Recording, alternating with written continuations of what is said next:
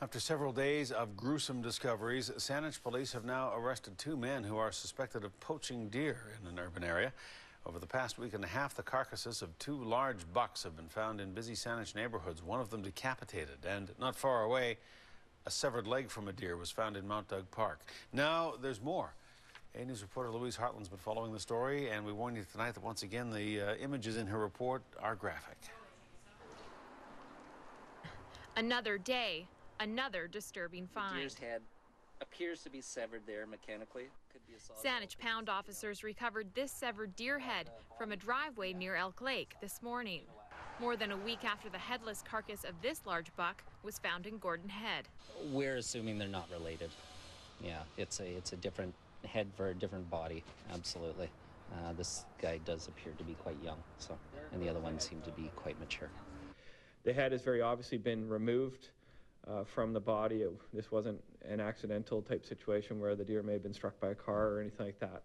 The discovery comes the day after Saanich Police arrested two men on suspicion of urban hunting. Last night, just before dusk, a witness saw two men acting suspiciously on Granville Avenue and called police. Two males were discovered dressed in full camouflage, lying on the ground very near to where they were. They were each carrying one of these crossbows. Where these two individuals were located was within about 200 feet of a residence and approximately 150 feet from a horse riding ring where there was actually some riding going on. A 49-year-old man from Victoria and a 38-year-old Saanich man were taken into custody and released on a promise to appear. They're facing charges of possession of a weapon for a dangerous purpose. They could also be charged under the Wildlife Act and municipal bylaws. But police admit there still may be other people out there looking for an easy kill. The set of circumstances surrounding these arrests do appear to be somewhat different from our other investigations. The other killings have centered around the Mount Doug area. Conservation officers believe this buck was shot for its antlers, but got away from its killers before collapsing. The same reason the head of this deer was most likely removed, as a trophy. There are many legal hunters in our community who go to great lengths to conduct themselves in a lawful and appropriate manner by acquiring tags and hunting in a safe environment, not in an urban setting.